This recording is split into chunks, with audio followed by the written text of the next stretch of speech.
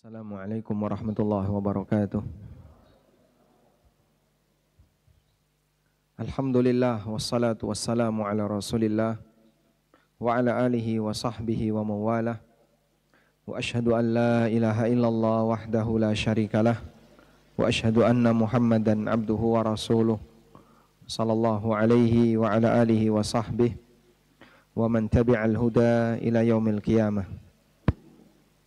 Alhamdulillah, puji syukur kita haturkan kehadirat Allah Azza wa Jal.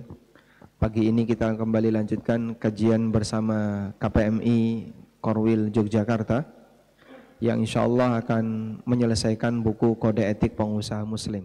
Mungkin ini pertemuan yang terakhir ya. Kita bahas bagian akhir dari buku ini. Jadi beberapa buku saya itu judulnya adalah judul subbab atau judul bab yang ada di buku itu. Seperti Kode Etik Pengusaha Muslim. Bagian awalnya kita berbicara tentang masalah zuhud terhadap dunia. Kita membahas tentang masalah bagaimana interaksi mukmin dengan harta. Kita membahas tentang bagaimana ketika terjadi sengketa dan seterusnya. Lalu di bagian ini kita bahas tentang Kode Etik Pengusaha Muslim. Nah, judul itu yang saya jadikan sebagai judul buku.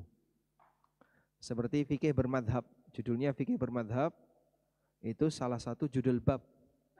Ada bab tentang kaidah mengikuti ulama, ikhtilaf ketika orang itu taklid, mengenal madhab, dan seterusnya. Nah, yang fikih bermadhabnya saya jadikan sebagai judul buku. Surat An-Nas disebut surat An-Nas karena ada kata An-Nas. Surat Al-Falaq disebut Al-Falaq karena ada kata Al-Falaq, sehingga jadilah nama surat, padahal itu hanya mengambil salah satu kata di surat tersebut. Baik, ada apa dengan kode etik? Jadi ceritanya begini, ketika seseorang ingin menjadi yang ideal, maka dia harus menempuh standar tertentu. Begitu dia berhasil menempuh standar itu, dia akan menjadi yang ideal. Sebagai contoh, ketika seseorang ingin menjadi aparat yang ideal, maka dia harus menempuh standar aparat. Ketika dia berhasil, dia jadi aparat yang ideal. Ketika dia menjadi seorang notaris, seperti apa notaris yang ideal? Dia harus menempuh standar notaris yang ideal. Demikian pula ketika dia ingin menjadi seorang dokter yang ideal, dia harus menempuh standar dokter. Berhasil itu, dia jadi dokter yang ideal. Nah, standar itu namanya kode etik. Standar yang harus ditempuh untuk bisa menjadi sosok yang ideal tadi namanya apa? Kode etik. Ketika saya ingin menjadi seorang pengusaha yang ideal, maka saya harus menempuh standar pengusaha muslim yang baik. Nah, standar itulah yang kita sebut sebagai kode etik. Maka berbicara kode etik pengusaha muslim berarti standar yang bisa ditempuh oleh para pengusaha agar dia bisa menjadi pengusaha muslim yang ideal. Nah, selanjutnya coba kita lihat di buku. Boleh dibaca? Halaman 130 ya. Halaman berapa? Halaman 148. 148 yang cetakan terbaru. Nah. Bismillah, wassalatu wassalamu ala rasulillah wa ba'du. Menjadi pengusaha muslim bukan semata pengusaha yang beragama Islam, tapi pengusaha yang menghiasi setiap aktivitas bisnisnya dengan aturan Islam. Yang dia pikirkan bukan semata yang penting halal, tapi lebih dari itu. Dia memikirkan bagaimana agar harta yang dia dapatkan itu lebih berwibawa, lebih bermartabat, lebih berkah. Lebih barokah, baik. Jadi pengusaha muslim itu tidak sebatas pengusaha yang beragama Islam. Kalau pengusaha muslim itu sebatas pengusaha yang identitasnya beragama Islam, maka tidak ada perbedaan antara yang belajar dan yang tidak belajar.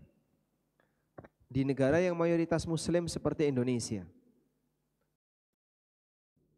Hampir seisi pasar semuanya muslim. Tapi banyak pelanggaran yang mereka lakukan. Bukan seperti itu pengusaha muslim yang ideal. Pengusaha muslim yang ideal adalah bukan hanya sebatas pengusaha beragama Islam, tapi bagaimana dia menjadi pengusaha yang menghiasi aktivitas bisnisnya, dengan syariat Islam. Dan syariat Islam ini syariat yang indah. Saking indahnya syariat ini, sehingga Allah sendiri yang memujinya. Sebutkan pujian yang Allah berikan untuk syariat Islam.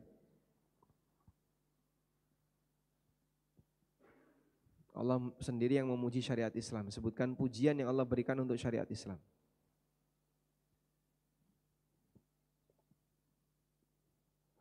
Allah memuji syariat Islam. Apa pujiannya? Allah sebut syariat ini telah lengkap, sempurna, telah Allah ridhai. Al-yawma akmaltu lakum dinakum wa atmamtu alaikum ni'mati. Allah sebut syariat ini sebagai nikmat. Wa atmamtu alaikum ni'mati, dan aku sempurnakan nikmatku untuk kalian. Di ayat yang lain menyebut syariat Islam ini sebagai rahmat bagi alam. Wa ma arsalnaka illa rahmatan lil alamin. Tidaklah aku mengutusmu wahai Muhammad kecuali agar jadi rahmat bagi seluruh alam. Allah Subhanahu wa taala meridhai syariat Islam. Allah taala berfirman, "Innad dina 'indallahil Islam." Sesungguhnya agama yang diterima di sisi Allah hanyalah Islam. Dan masih banyak pujian yang lainnya di mana zat yang maha sempurna memuji syariat ini. Oleh karena itu keindahan syariat ini akan tergambar dalam wujud nyata ketika kaum muslimin mengamalkannya. Sehingga orang kafir mereka tidak membaca Al-Quran, tapi orang kafir membaca perilaku kaum muslimin. Keindahan syariat akan terwujud di alam nyata ketika kaum muslimin melaksanakannya. Tapi kalau kaum muslimin tidak melaksanakannya, maka hanya tercatat dalam tulisan referensi namun tidak dibumikan. Dan non-muslim tidak akan bisa membaca Al-Quran, tidak bisa membaca buku-buku para ulama, keterangan-keterangan para ulama, atau hadis Nabi SAW. Makanya tugas kita sebagai umat muslim adalah tampakkan keindahan syariat ini di tengah masyarakat. Jangan buat syariat ini makin kelihatan gak baik karena kita salah dalam praktek atau salah dalam pemahaman. Sebagai contoh, ada seorang ulama ketika dia berdakwah, kalau nggak di Eropa ya di Amerika, intinya di negara kafir. Dia menceritakan tentang keindahan syariat ini. Bagaimana penjelasan-penjelasan yang demikian rinci, demikian detail, baik dalam urusan keluarga, dalam urusan muamalah, dalam urusan interaksi dengan sesama, dengan lingkungan dan seterusnya. Mungkin orang kafir tidak berkepentingan dengan ibadah. Jadi kalau mereka dijelaskan tentang sholat, mereka nggak nyambung.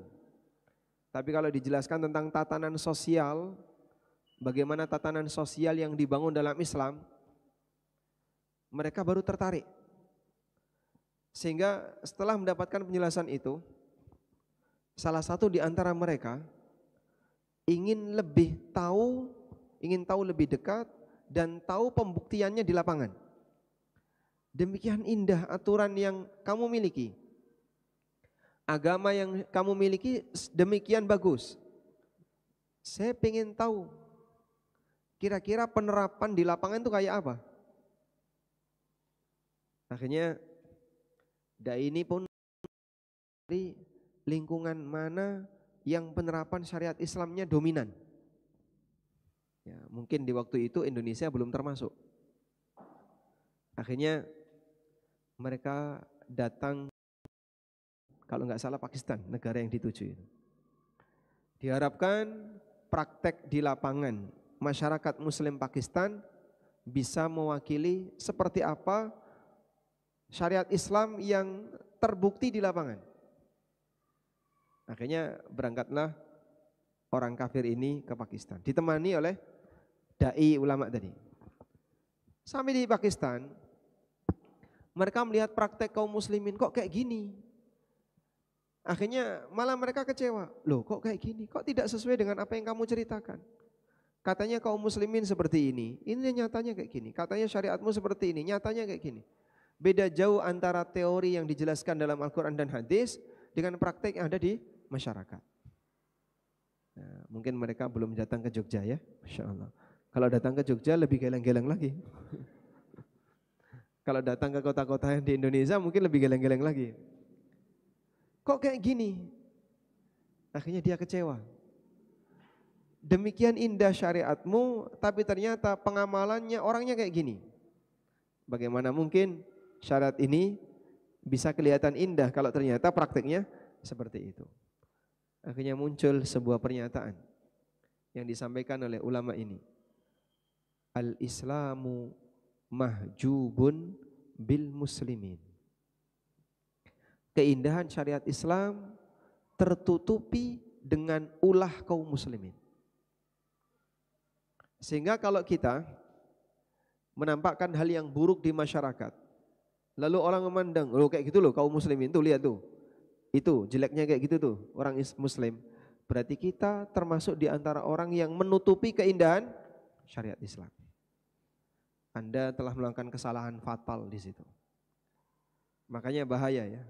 Masyarakat muslim yang dia sedang disoroti oleh semua mata untuk melihat bagaimana pembuktian betulkah Islam itu indah, tapi ternyata prakteknya seperti itu, banyak penipuan, banyak manipulasi, orang saling sikut, saingan, hasad ada di mana-mana, praktek pelanggaran sosial ada di mana-mana,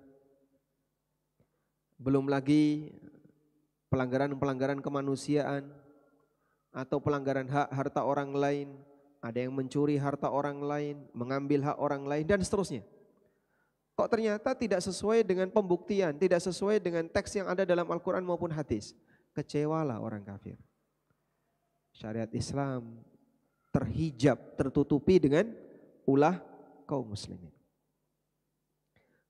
Karena itu teman-teman para pengusaha, Anda dilihat oleh orang lain, tuh lihat tuh yang suka ngaji-ngaji itu, tapi dia ngemplang kalau utang. Yang suka ngaji itu, dia suka ngilang ketika utang misalnya. Dititeni Pak, dititeni. Ada salah satu teman ya, yang beliau minta kepada saya untuk ngasih penjelasan tentang sengketa waris, bukan sengketa sebenarnya, masalah warisan yang ada di rumahnya, yang ada di keluarganya. Terus dia cerita, bapak saya sempat kecewa dengan beberapa teman yang sudah ngaji. Nah terus nanti saya apa diterima? Mudah-mudahan antum diterima. Hanya bismillah, pokoknya karena saya hanya diundang, ya kita kenalan apa adanya. Walhamdulillah setelah dapat penjelasan, beliau mau menerima. Tapi setidaknya pelanggaran yang dilakukan oleh sebagian ikhwah yang sudah ngaji terkadang menyebabkan orang itu menjauh dari kebenaran. Ini kita baru bicara sesama kaum muslimin. Ada sebagian orang yang mungkin masih awam berkaitan dengan syariat, masih awam berkaitan dengan sunnah, tapi dia nggak mau mendekat. Gara-gara apa? Ulah sebagian teman yang dia sudah kelihatan penampilan ngaji, tapi dia ternyata suka berbuat jahat sama orang lain. Dititeni itu Pak. Ini kan efek sampingnya ke siapa? Ke saudaranya yang lain. Makanya jangan sampai kita menjadi pelaku yang justru akan menampakkan apa? Atau menutupi keindahan syariat Islam. Kita lanjutkan. Dia mendapatkannya dengan cara tidak terlalu bernafsu. Harta semacam inilah yang diistilahkan oleh Nabi SAW dengan sahabat Amr bin Allah SAW pernah mengutus beliau untuk memimpin sebuah peperangan. Setelah menang dan mendapatkan harta rampasan perang, Nabi Shallallahu Alaihi Wasallam memberinya sebagian jatah untuk Amr. Namun beliau menolak. Ya Rasulullah, saya masuk Islam bukan untuk mencari harta. Shallallahu Alaihi Wasallam mengatakan, Ya Amr, nikmal malu solih lil mar'is solih. Wahai Amr, sebaik-baik harta adalah harta yang soleh, yang dipegang oleh orang yang soleh. Hadis riwayat Ahmad, Ibnu Hibban, dan disahihkan oleh Syuaib al-Arnaud. Baik. Setelah kita berbicara tentang pengusaha muslim, pengusaha yang menghiasi aktivitas syariat Islam, selanjutnya adalah bahwa pengusaha muslim itu ketika dia mencari harta, mencari dunia, yang dia pikirkan bukan yang penting bisa mengumpulkan sebanyak-banyaknya, atau yang dia pikirkan bukan yang penting halal, tapi dia lebih dari itu, bagaimana agar hartanya bermartabat, sehingga harta yang dia miliki harta halal plus, sampai dipuji oleh Nabi SAW sebagai harta yang saleh. Sebagaimana dalam hadis Amr bin As itu. Bapak Ibu saya tanya, ghanimah itu halal atau haram? Ghanimah halal? Halal atau haram? Halal. Kenapa halal? Karena Allah halalkan. Sehingga kita kalau ditanya kenapa ini halal, Allah halalkan. Yang punya hukum Allah. Sehingga ketika Allah halalkan, statusnya halal. Baik. Bahkan itu sumber pendapatan yang dipilihkan oleh Rasulullah SAW untuk nabinya. Sumber pendapatan yang dipilihkan oleh Allah untuk Rasulullah SAW. Nabi SAW pernah mengatakan, wa ju'ila rizqi tahta dhilli rumhi. Allah jadikan rizkiku di bawah bayang-bayang tombakku.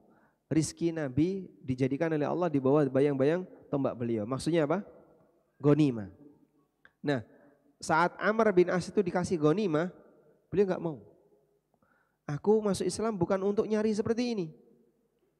Lalu Nabi SAW memaksa Amr untuk tetap mengambilnya dengan mengatakan, ya Amr, ni'mal malus salih lil mar'is salih. Wahai Amr, sebaik-baik harta adalah harta yang saleh dipegang oleh orang yang saleh.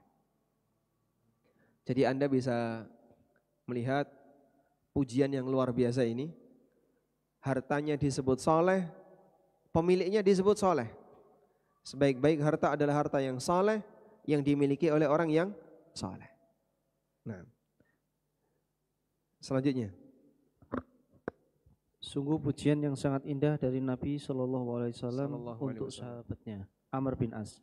Rasulullah Shallallahu Alaihi Wasallam menyebut harta yang hendak diserahkan kepada Amr sebagai harta terbaik, karena harta ini tidak semata didapatkan dengan cara halal, tapi juga disertai niat yang baik.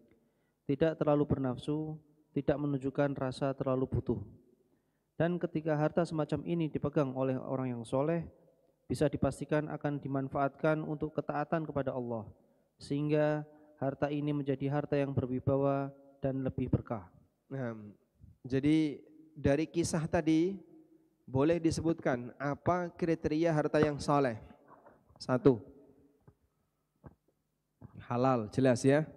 Yang kedua, didapatkan dengan, ya, hartanya halal, didapatkan dengan cara yang halal, yang baik, niatnya baik. Karena ini melalui jihad. Yang ketiga, tidak terlalu bernafsu untuk mendapatkannya. Makanya di situ Amr ketika dikasih bahkan beliau menolak awalnya. Tidak bernafsu untuk mendapatkannya dan tidak menunjukkan rasa terlalu butuh. Sehingga Amr mendapatkannya dalam posisi hatinya tenang, hatinya nyaman. Bukan hati yang terlalu bernafsu untuk mendapatkannya. Itulah al-malus saleh. Selanjutnya, dan ketika harta semacam ini dipegang oleh orang yang soleh, pengusaha muslim tidak hanya memikirkan yang penting harta itu halal, tapi dia juga memikirkan agar hartanya semakin berkah. Baik, di situ intinya ya. Jadi pemanfaatan harta itu akan sangat bergantung kepada siapa pemiliknya dan dari mana asalnya. Kalau hartanya baik, Allah akan arahkan pemiliknya untuk melakukan pemanfaatan harta itu dengan sangat baik. Sekarang kita lihat seperti apa kode etik pengusaha muslim. Di buku ini saya sebutkan ada 6 kode etik pengusaha muslim. Kita baca 1 sampai 6. Tafadhol. Pengusaha muslim itu menghindari sengketa meskipun di posisi yang benar. Dari Abu Umamah, Nabi Shallallahu Alaihi Wasallam bersabda, "Ana za'imun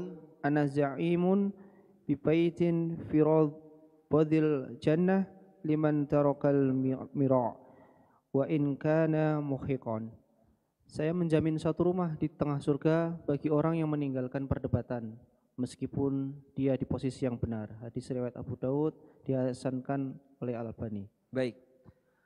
Pengusaha muslim itu menghindari debat, menghindari sengketa walaupun dia di posisi yang benar. Nabi SAW ngasih jaminan apa tadi?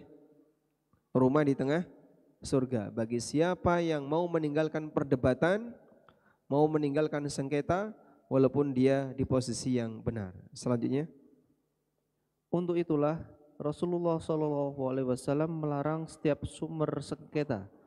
Di antaranya beliau bersabda, "La yabi' ba'dukum ala ba'i ba'din." Jangan menjual barang di atas jualan saudaranya. Hadis riwayat Muslim, Abu Daud dan yang lainnya.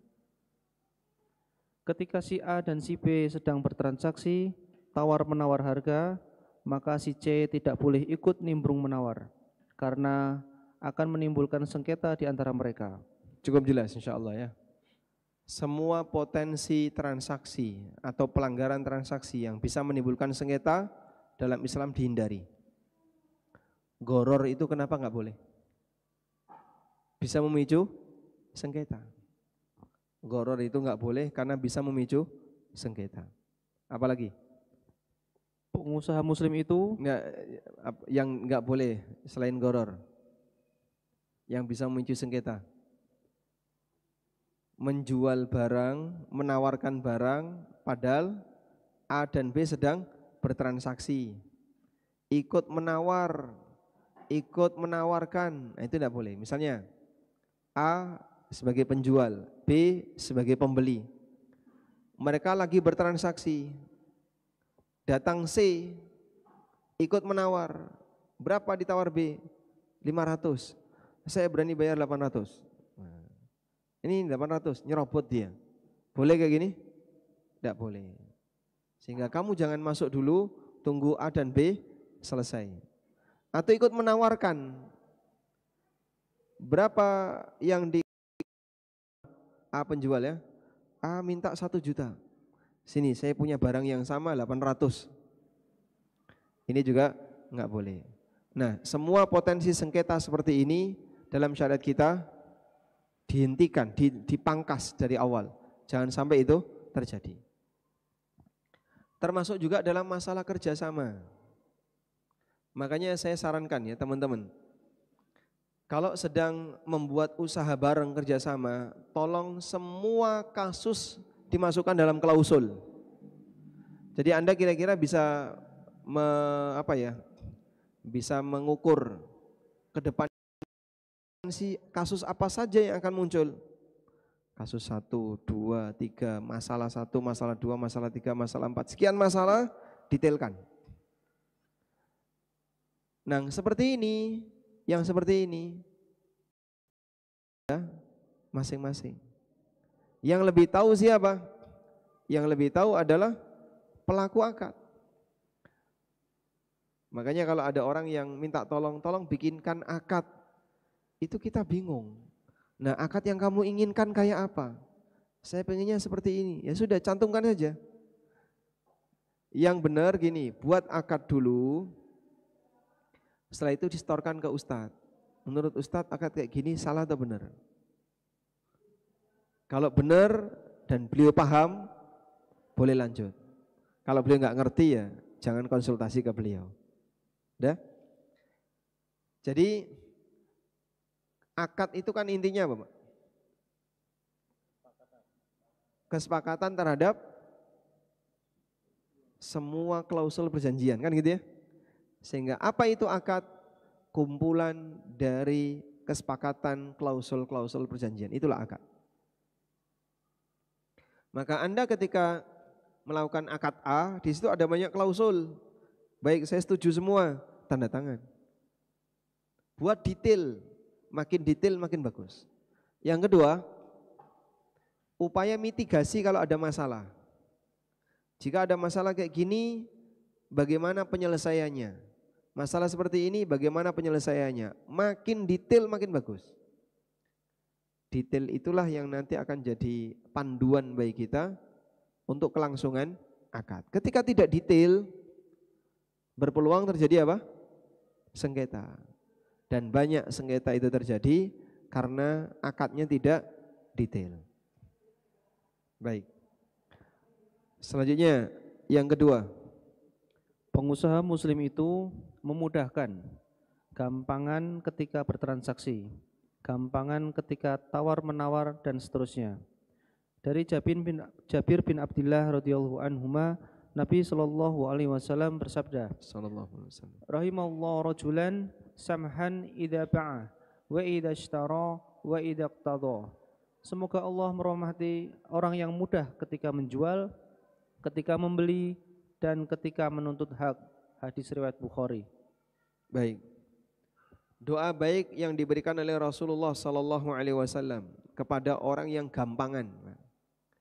Ada model orang kan kaku, Pak ya. Dikit-dikit emosi. Dikit-dikit udahlah enggak usah, aku enggak terima. Nah, dikit-dikit ngomong tidak terima, dikit-dikit marah. Tapi ada orang yang gampangan. Dan secara umum karakter gampangan ini ya, Allah Subhanahu wa taala berikan kepada mereka yang mungkin secara duniawi enggak begitu kelihatan, tapi nyaman untuk diajak berinteraksi. Ini orang kaya yang sejatinya. Orang kaya yang sejatinya itu apa? Gampangan.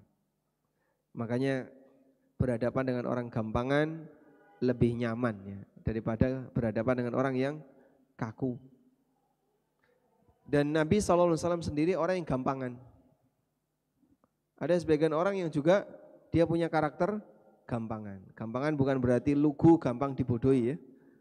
Tapi dia tidak terlalu bernafsu ketika dia mencari harta. Dan yang kedua yang dia lakukan memudahkan kaum muslimin. Nah di tempat kita kan ada karakter apa? Kalau bisa dipermudah. Itu bertentangan dengan hadis ini.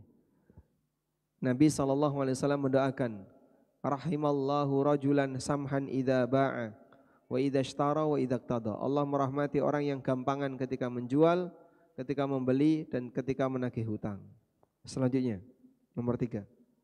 Pengusaha muslim itu menghargai orang lain seperti menghargai dirinya. Dia bersikap untuk orang lain sebagaimana dia suka disikap yang sama. Dari Anas bin Malik radhiyallahu anhu, Nabi sallallahu alaihi wasallam bersabda, la yu'min ahadukum hatta yuhibba la akhihi ma yuhibbu li akhihi ma yuhibbu li nafsihi. Di antara kalian tidak beriman sampai dia bersikap kepada saudaranya sebagaimana dia menyukai untuk disikapi seperti itu oleh saudaranya. Hadis riwayat Bukhari dan Muslim. Baik. Ngantuk dulu sekarang. Kita ngantuk dulu ya. Ngantuk dulu atau bangun dulu? Oh, sudah mulai ngantuk ini. Jam-jam kritis gini. Nah, Bapak ngantuk, Pak? Pak Heru ngantuk, Pak? Enggak ngantuk ya? Yang nyender ngantuk? Enggak, alhamdulillah. Yang nyender mungkin perlu dicurigai.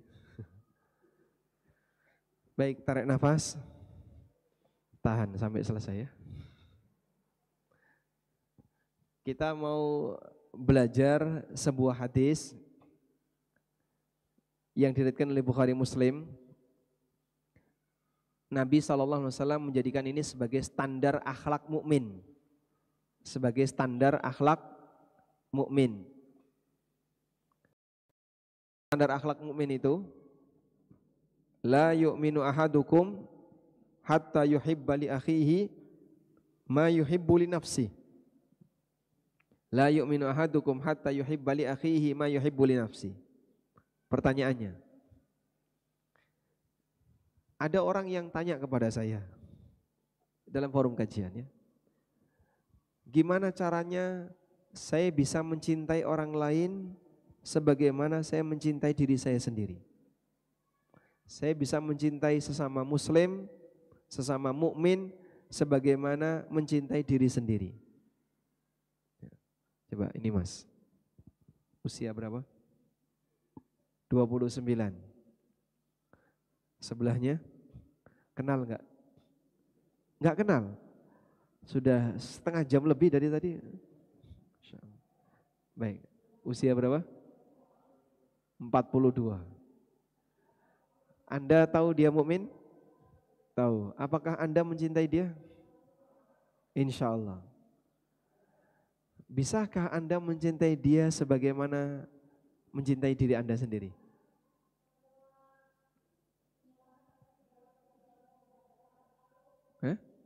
Berat? Bisa? Belum tentu. Nah, bisa enggak mencintai beliau sebagaimana mencintai diri sendiri? Bisa ya? Baik. Berikan benda paling berharga kepada beliau. Boleh HP-nya yang dikasihkan beliau? Berat saya, Masya Allah. Apakah seperti itu maknanya? Karena ada orang yang memaknai hadis ini demikian. Kalian tidak akan beriman sampai mencintai saudaranya sebagaimana mencintai diri sendiri. Wah, tidak sanggup itu kita. Misalnya masnya ya, mencintai sebelahnya mas? Hah? Berusaha, Masya Allah. Apa yang bisa Anda berikan untuk beliau? Doa. Oh, Masya Allah.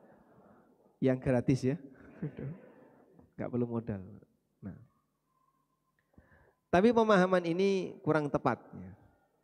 Maksud dari hadis, kalian tidak akan beriman hatta yuhibba li akhihi ma yuhibbu li nafsi. Itu maknanya adalah sampai kalian suka menyikapi saudaranya, sebagaimana kalian ingin disikapi yang sama oleh saudaranya. Udah? Jadi di sini berkaitan dengan masalah cara menyikapi, bersikap kepada orang lain. Bukan mencintai saudaranya sebagaimana mencintai diri sendiri. Mungkin kita nggak sanggup seperti itu. Tapi kamu sikapi orang lain sebagaimana kamu ingin disikapi yang sama. Kalau itu bisa diupayakan. Baik. Ini Mas ini. Usia berapa? 66. 36. Masyaallah. 36. Baik. Kalau Anda ketemu teman-teman, apa yang Anda inginkan dari mereka? Senyum. Sehingga kalau ketemu yang lain, saya pengen orang kalau ketemu saya dia senyum gitu ya. Berarti apakah Anda sudah menyikapi seperti itu kepada orang lain? Ketemu mereka senyum? Ya, alhamdulillah. Jadi setidaknya kita kan tidak suka misalnya ditemui sama orang lain kok merengut. Atau apalagi misalnya wajahnya masem, wajahnya kusut. Wajahmu kok maghrib kayak gini. Mbok wajah subuh itu masih gelap ya. Wajah terbit matahari, mukanya bersinar seperti matahari terbit. Maksudnya cerah dan menampakkan wajah yang cerah, wajah yang nyaman dianjurkan. Sebagaimana kamu ingin disikapi yang sama. Oleh karena itu, ketika kamu bertemu dengan orang lain, kau pengen diapain? Berikan sikap itu kepada orang lain. Ya saya pingin kalau orang ketemu saya dia nyaman dipandang. Ya sudah, berarti tampakkan wajah nyaman kepada mereka.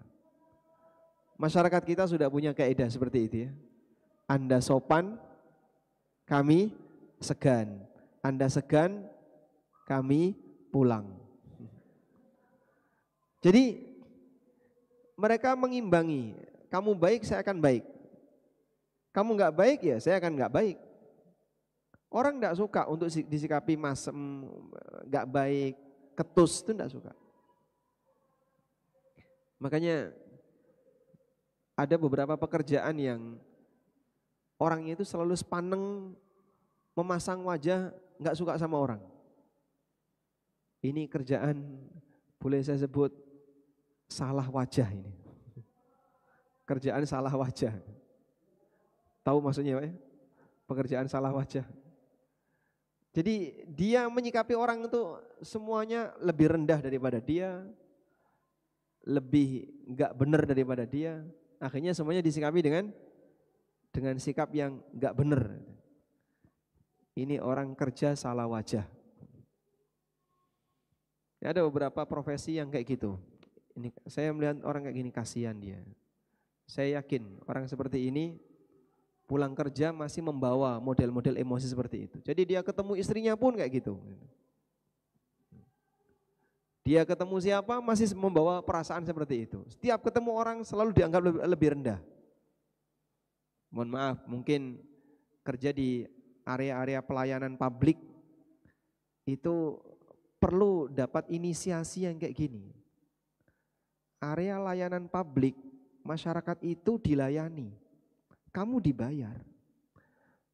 Tapi seolah-olah setiap kali kita berurusan dengan area layanan publik itu petugasnya selalu memasang wajah serba emosi, serba kereng, menampakkan tidak bersahabat, menampakkan apa lagi?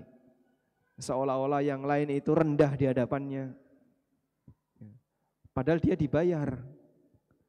Itu pun bayarnya bukan cuman bayar sebatas ini hak rakyat. Rakyat nanti masih bayar tambahan. Biaya administrasinya sekian.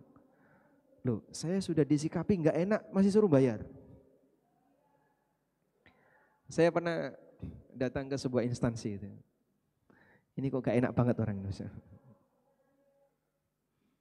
Akhirnya ya masih membekas. Jadi kita pulang meninggalkan instansi itu membekas perasaan gak enak. Ini manusia kerja salah wajah ini. Subhanallah. Dan mungkin itu akan jadi tekanan bagi dia. Karena kalau misalnya itu disetting, pokoknya kamu harus buat seperti ini, disetting seperti itu. Dia akan selamanya membiasakan itu dalam kehidupannya. Dan betul kenyataannya, di lingkungan orang ini, orang yang introvert, suka menyendiri, ya, mungkin dia sudah merasa kebutuhan saya sudah terpenuhi dengan gaji yang saya punya. Dia nggak butuh masyarakat yang lain. Jarang kumpul bareng, bisa akrab itu jarang. Subhanallah. Nabi SAW pernah mengatakan, la tahkiranna minal ma'rufi syai'an walau an talqa akhaka biwajhin talik. Jangan kau pernah remehkan kebaikan sedikit pun, sekalipun kau ketemu saudaramu dengan wajah ceria, itu kebaikan. Maka ketika Anda disikapi masem oleh orang lain, kemudian kita kasih pembalasan yang sama, kita juga bersikap masam kepada orang lain, bersikap murung, tidak bersahabat, itu sebagai balasan. Dan itu akan dibawa pulang. Saya kira sangat tidak nyaman. Jadi teman-teman yang ada di layanan publik ya, ini tidak ada maksud apapun selain menyinggung Anda dan yang lain ya. Masya Allah. Baik. Kemudian para pengusaha juga sama ya. Para pengusaha, kalau Anda menyikapi orang lain, maka berikan sikap yang baik. Sebagaimana Anda senang disikapi yang sama. Contohnya kayak gimana Pak? Coba kumpulkan akhlak-akhlak yang terpuji. Apa saja akhlak yang terpuji? Jujur, amanah, sopan, baik hati, Terus apa lagi? Terbuka dan seterusnya. Sudah, ini akhlak yang terpuji. Jika Anda ingin disikapi jujur oleh orang lain, maka bersikaplah jujur kepada orang lain. Kalau Anda ingin disikapi amanah, maka bersikaplah amanah. Kalau Anda ingin disikapi sopan, maka bersikaplah sopan. Kalau Anda ingin disikapi terbuka, maka bersikaplah terbuka, dan seterusnya. Kalau kamu pingin A, maka berikan A kepadanya. Kumpulkan akhlak yang buruk. Akhlak buruk misalnya cemberut, tidak sopan, kasar. Terus apa lagi? Pembohong, menipu, dan seterusnya. Maka kita berikan yang sama. Kalau kamu tidak pingin disikapi seperti ini, jangan menyikapi orang lain seperti itu. Kalau kamu tidak pingin disikapi seperti ini, jangan menyikapi orang lain seperti itu. Kalau kamu gak ingin dibohongi, jangan bohongi orang lain. Kalau kamu tidak ingin dikasari, maka jangan bersikap kasar kepada orang lain. Dan demikian seterusnya. Selanjutnya, Pengusaha muslim itu memberi sikap terbaik untuk orang lain. Tidak ada keinginan untuk bertindak jahat kepada orang lain atau merugikan orang lain. Kebahagiaan itu dengan berbagi keuntungan, memuaskan klien, meringankan, dan bukan merepotkan. nah, kebahagiaan yang kita dapatkan jangan sampai atas dasar kekalahan orang. Alhamdulillah saya untung, tapi di balik keuntungan kamu nginjak yang lain. Bukan kayak gitu. Misalnya bisnis, kerjasama, dia mengambil keuntungan duluan, tapi menyengsarakan rekan bisnisnya. Bukan kayak gitu kebahagiaan. Tapi kebahagiaan adalah prestasi seorang pengusaha ketika Anda mendapatkan keuntungan yang halal atas jalan usaha yang saling ridho, saling memuaskan sesama, meringankan sesama, bukan malah merepotkan. Selanjutnya, Sahabat Jarir bin Abdillah radhiyallahu anhu mengatakan, "Bai'atun Nabi sallallahu alaihi wasallam la'an nushi likulli muslim." Kami membaiat Nabi sallallahu alaihi wasallam untuk memberikan nasihat kepada semua muslim. Hadis riwayat Muslim. Yang dimaksud nasihat adalah memberikan sikap terbaik untuk orang lain. Sahabat Jarir bin Abdillah sangat komitmen dengan baiat ini hingga beliau selalu memberikan terbaik kepada orang lain, termasuk ketika melakukan jual beli. Masya Allah. Jadi ini prinsip ya, penghargaan komitmen itu sampai disebutkan oleh Nabi SAW dalam poin baiat. Disebutkan Nabi SAW dalam poin baiat. Jadi sahabat itu membaiat Nabi SAW dengan beberapa poin. Baiat A, baiat B. Ada sahabat yang pernah dibaiat untuk apa? Tidak meminta selama hidupnya. Kalimat Allah yas'alan nasa syai'a. Beliau pernah membisikkan kepada kami untuk berbaiat, jangan minta kepada orang lain sepeser pun. Bisa enggak Pak, sepanjang hidup kita enggak minta kepada orang lain? Berat ya Pak.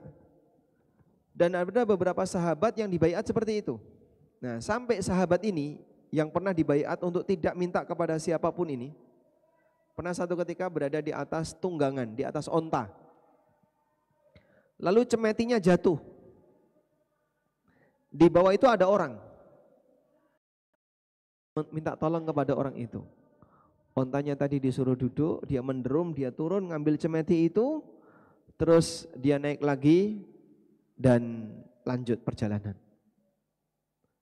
Jadi mereka komitmen dengan baiat itu, sampai pun ada peluang untuk melakukannya tidak diambil. Sehingga mungkin bahasa kita ya, Bapak sedang di lantai 2 misalnya, lalu ada benda jatuh, benda Bapak jatuh di sini. Di bawah ada orang, tinggal ngelempar gini bisa. Anda tidak minta tolong, Anda nyari tangga turun untuk ngambil benda itu, ngambil. karena dilarang untuk minta kepada siapapun. Kira-kira kalau kita berbaiat kayak gini sanggup enggak? Hah?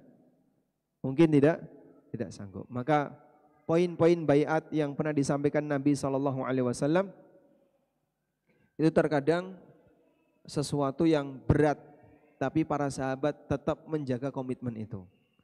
Kita lanjutkan praktek yang dilakukan oleh sahabat Jarir ketika beliau dibaiat Nabi SAW untuk memberikan yang terbaik bagi orang lain. Tafadhal. Suatu hari ia diperintahkan kepada budaknya untuk membeli kuda seharga 300 dirham. Lalu sang budak mencarinya di pasar dan berhasil mendapatkan penjual dan kudanya yang cocok dengan harga itu. Kemudian mereka datang menghadap sahabat Jarir. Sang penjual sudah setuju kudanya dibeli dengan harga 300 dirham. Ketika ditunjukkan pemilik kuda dan kudanya itu, kemudian Jarir memperhatikan bahwa sebenarnya kuda itu sangat bagus. Beliau kemudian mengatakan, "Wahai saudaraku, kudamu lebih tinggi harganya dari 300 dirham. Apakah kau mau aku beli dengan harga 400 dirham?" Penjualnya mengatakan, "Terserah engkau wahai Abu Abdillah," julukan Jarir. Jarir berpikir ulang dan menimbang. Kemudian dia berkata lagi, "Kudamu lebih baik dari 400 dirham. Bagaimana kalau aku beli dengan harga 500 dirham?" Pemilik kuda berkata lagi, "Terserah engkau wahai Abu Abdillah." Demikian seterusnya. Jarir menambah seterusnya 100 dirham hingga mencapai 800 dirham. Setelah selesai transaksi, ada orang keheranan dengan sikap Jarir tersebut, menanyakan kepada Jarir berbuat demikian. Akhirnya Jarir mengatakan, "Sesungguhnya aku telah berbaiat kepada Rasulullah SAW untuk memberikan nasihat kepada setiap muslim." Hadis riwayat Tabrani. Jadi kira-kira apa yang bisa Anda pahami sikap nasihat Jarir kepada penjual kuda tadi? Apa yang bisa Anda pahami di sini? Memberikan yang terbaik bagi penjual, memberikan yang terbaik bagi penjual, artinya apa? Hah? Memberi nilai harga untuk barang yang dijual sesuai dengan nilai normal.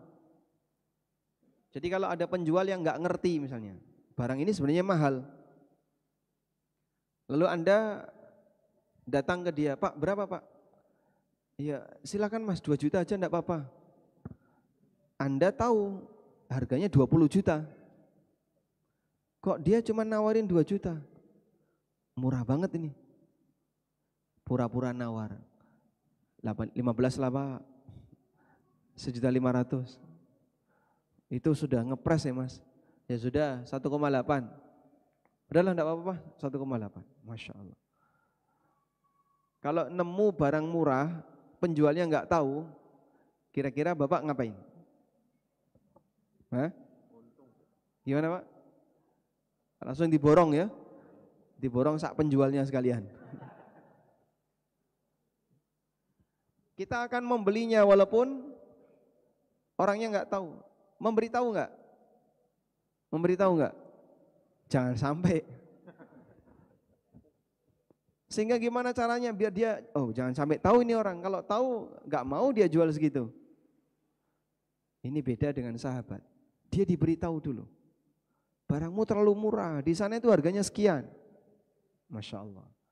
Jadi ini mungkin hanya bisa jadi cerita ya. Bagaimana sahabat Jarir bin Abdullah radhiyallahu anhu, beliau menawar dengan nilai yang lebih tinggi. Mungkin sesekali itu bisa dilakukan ya. Anda beli ke pasar, berapa Mbak? 5.000, 10.000 misalnya. 10.000 ya? Iya. Kalau 15.000 gimana? Dapat 2. Oke. Apa itu namanya? Sama aja ya. Lanjut. Termasuk bersikap nasihat kepada orang lain adalah tidak menunda pembayaran upah bagi karyawan. Sebagaimana ketika kita menjadi karyawan, kita tidak menghendaki jika gaji kita ditunda. Masya Allah. Nabi Shallallahu Alaihi Wasallam mengingatkan. Nabi SAW bersabda.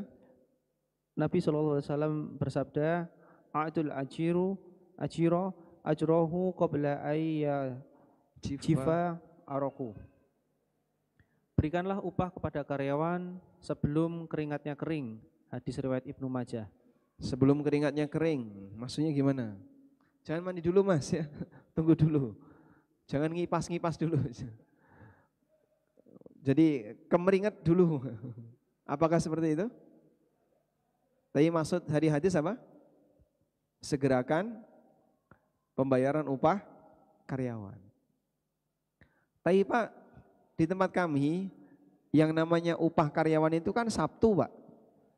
Sabtu gajian. Ya. Sehingga ketika Sabtu dia dapat anugerah gajian. Makanya disebut Sabtuari. Dina Sabtu untuk gaji. Yo, ceritanya orangnya sendiri kayak gitu. Baik.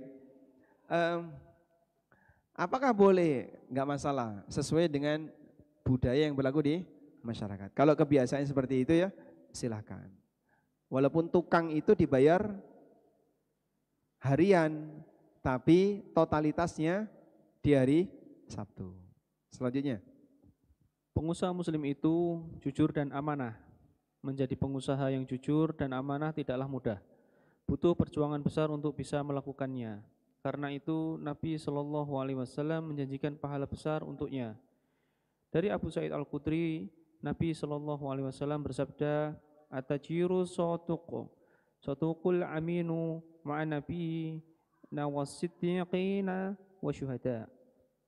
Pedagang yang jujur dan amanah dikumpulkan bersama para nabi, siddiqin, dan syuhada. Hadis riwayat Tirmizi dan beliau hasankan. Baik. Ada yang berbeda di mana di situ? Pedagang jujur dan amanah dikumpulkan bersama para nabi, siddiqin, dan syuhada. Para nabi, siddiqun, dan syuhada, kegiatannya apa Pak? Kegiatannya apa mereka ini? Kegiatannya dakwah, kegiatannya mengajar agama, kegiatannya memperjuangkan agama. Kegiatan mereka adalah kegiatan beragama. Pedagang itu kegiatannya apa? Ngitung barang, ngitung duit, ngitung badi, ngitung utang, ngitung piutang. Tapi bagaimana kegiatan pedagang yang seperti itu bisa dikumpulkan dengan orang yang kegiatannya agama? Kegiatan agama itu mikir ada masalah apa di masyarakat. Oh, masyarakat butuh pendidikan ini, punya kasus ini, perlu penyelesaian ini, dia belajar ilmu ini untuk disampaikan ke masyarakat. Itulah kegiatan beragama. Terus gimana itu Pak? Ya kira-kira jauh. Yang satu kegiatan agama, akhirat, yang satu kegiatan dunia. Tapi kok bisa kumpul? Pedagang yang jujur dan amanah dikumpulkan bersama para nabi. Kok bisa kumpul Pak? Jawabannya apa? Mereka punya satu ujian yang sama, yaitu sabar. Pedagang yang jujur dan amanah sabar enggak? Sabar. Sehingga ada peluang-peluang tapi mungkin mengharuskan dia harus berdusta, dia tinggalkan. Dia enggak mau. Maka pedagang seperti ini yang dia penuh dengan kesabaran, dialah yang akan mendapatkan kebaikan dan Allah Subhanahu wa taala akan kumpulkan mereka bersama para nabi. Selanjutnya, nomor 6. Pengusaha muslim itu tidak terlalu bernafsu dunia. Bernafsu ketika mencari dunia akan menghilangkan keberkahan harta. Nabi Shallallahu Alaihi Wasallam bersabda, "Inna hadal mal khadiratu khuluq." Khadiratul khulwah. Faman akhadahu bisahwarwah nafsin burika lahu fi, wa man akhadahu bi ishrafi nafsin lam yubarak lahu fihi kalladhi ya'kulu wa la yashba'. Harta itu hijau lagi manis. Siapa yang mencarinya dengan perasaan tenang, maka akan diberkahi hartanya.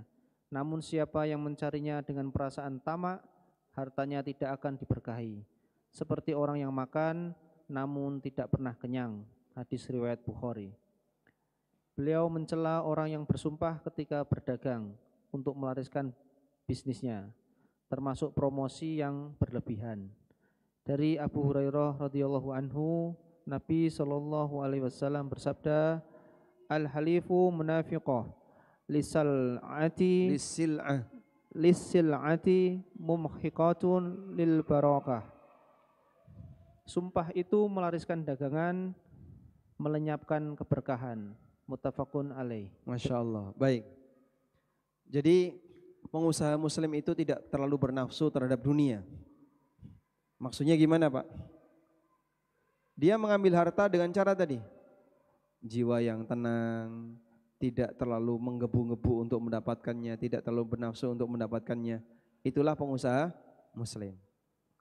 Karena itu Nabi SAW mencela orang yang ingin melariskan dagangannya tapi pakai sumpah.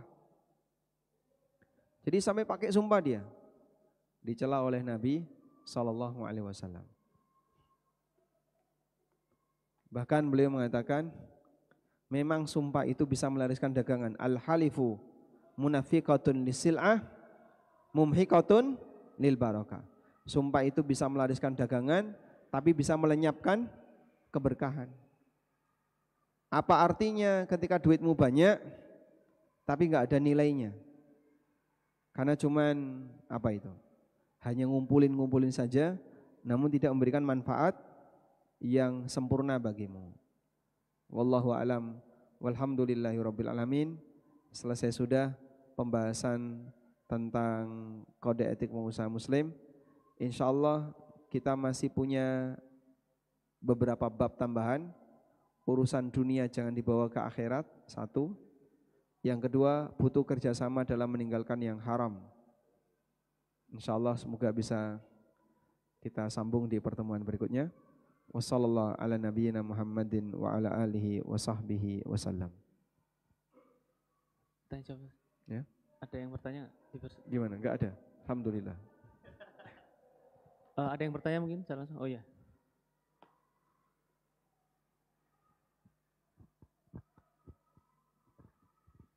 Bismillahirrahmanirrahim. Assalamualaikum warahmatullahi wabarakatuh.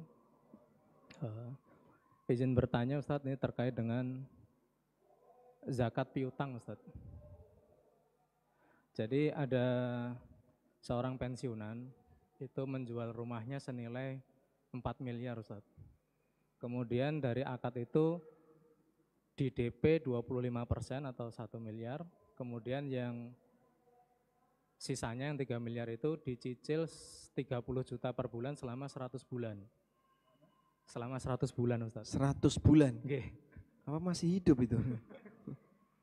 Jadi, nah yang ingin kemudian dari hasil penjualan itu, yang 1 miliar digunakan untuk membeli atau membangun rumah dia di kampung. Di kampung? Ya, kemudian yang 30 juta itu beliau gunakan untuk kebutuhan dia sehari-hari gitu Ustaz. Nah yang ingin ditanyakan adalah terkait dengan zakat baik yang 1 miliar tadi yang di DP dan juga yang 3 miliar yang akan ketemu haul selama kurang lebih 8 tahun Ustaz. Itu apakah seperti apa zakatnya? Gitu Ustaz. Iya. Jazakallahu khairan. Jadi untuk pembayaran yang sudah diserahkan berarti sudah sempurna jadi milik penjual, ini dizakatkan jika mengendap selama 1 tahun. Tapi kalau belum mengendap 1 tahun, sudah dibelikan rumah di kampung sehingga uang itu habis, ya sudah selesai. Jadi misalnya dapat 1 M, 2 bulan berikutnya sudah dibelikan tanah di kampung, tinggal 500, terus dipakai bangun. 4 bulan berikutnya selesai, habis 500, sehingga total 1 M dia keluarkan untuk pembangunan rumah tadi. Maka jika demikian, dalam posisi ini dia tidak wajib bayar zakat, karena belum 1 tahun uangnya sudah habis. Nah, Berikutnya kita beralih ke piutang itu. Piutang ini sudah di-schedule. Ada penjadwalan, yaitu tiap bulan senilai 30 juta. Walaupun nilainya gede 3M, tapi kan wujud duitnya belum ada. Dan itu sifatnya dicicil per 30 juta. Wallahu alam, yang kami pahami, yang dizakati hanyalah yang dia terima. Dia tidak berkewajiban bayar zakat untuk 3M tadi, karena dia nggak bisa ngapa-ngapain dengan harta itu. Belum menjadi kepemilikan yang sempurna. Sehingga kalau dari 3M tadi dia saya pengen haji furoda, daftar minta 300 atau 600 juta, bisa? Tidak bisa. Anda tetap akan dikasih 30 juta per bulan selama 8 tahun, 100 bulan. Cuman di posisi ini karena Anda tidak bisa memanfaatkannya, maka tidak wajib dizakati. Wallahu a'lam. Assalamualaikum warahmatullahi wabarakatuh. Mohon nasihatnya Ustadz, sebagai pengusaha muslim, bagaimana cara untuk membangun budaya kerja yang amanah dan jujur kepada semua karyawan? Kemudian pertanyaan kedua, dari hal tadi seperti goror dan menawar di antara orang yang sedang tawar-menawar, terus bagaimana hukumnya lelang Ustadz? Terima kasih. Bagaimana hukumnya lelang? Lelang. Ya. Bagaimana membangun suasana kerja yang jujur dan amanah? Bacakan hadis tentang neraka. Kadang orang perlu ya tentang ancaman-ancaman besok di akhirat. Lalu ditunjukkan bahaya-bahaya ketika orang mengambil apa yang bukan haknya, bersikap tidak amanah, tidak jujur dan seterusnya. Mudah-mudahan dengan banyak diberi pengarahan seperti itu, yang bersangkutan bisa jadi lebih sadar. Itu sebagai solusi. Karena itu tidak ada yang bisa mengubah akhlak secara sempurna selain ketika orang itu punya akidah yang kuat. Kalau dia masih punya banyak pelanggaran dalam masalah interaksi dengan orang lain, sulit kalau hanya sebatas diingatkan, kamu nggak jujur nanti tangkap polisi dan seterusnya. Polisi saya nggak takut misalnya. Toh kayak juga nggak kelihatan. Kamu nggak ini nanti ditangkap loh. Saya juga nggak ketahuan. Mungkin dia bisa menghindar. Tapi kalau dia diberitahu tentang ancaman di akhirat dan dia masih punya rasa iman, insya Allah mudah-mudahan nanti ada perubahan. Baik. Selanjutnya yang kedua, berkaitan dengan lelang. Kan tadi nggak boleh menawar barang yang sedang ditawar oleh orang lain. Bagaimana kalau lelang? Lelang yang terbuka, semua tahu kalau di lingkaran lelang ini bebas ikut nawar. Jadi kan tidak ada sakit hati. Loh kok kamu nyerobot? Kan kita sudah sepakat di awal bahwa di ruangan ini semuanya boleh bebas ikut nawar. Dia kondisional, khusus untuk apa? Lelang. Di luar lelang, ya berlaku hukum asal. Kalau orang sedang bertransaksi, jangan ikut menawar. Wallahu a'lam.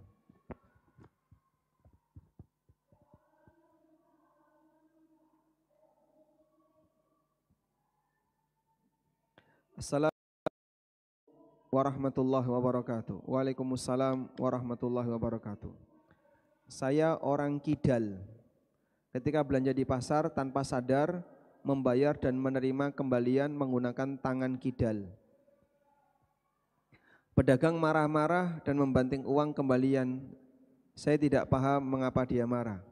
Kemudian dia berkata, saya tidak suka dengan orang yang memberikan uang pakai tangan kiri.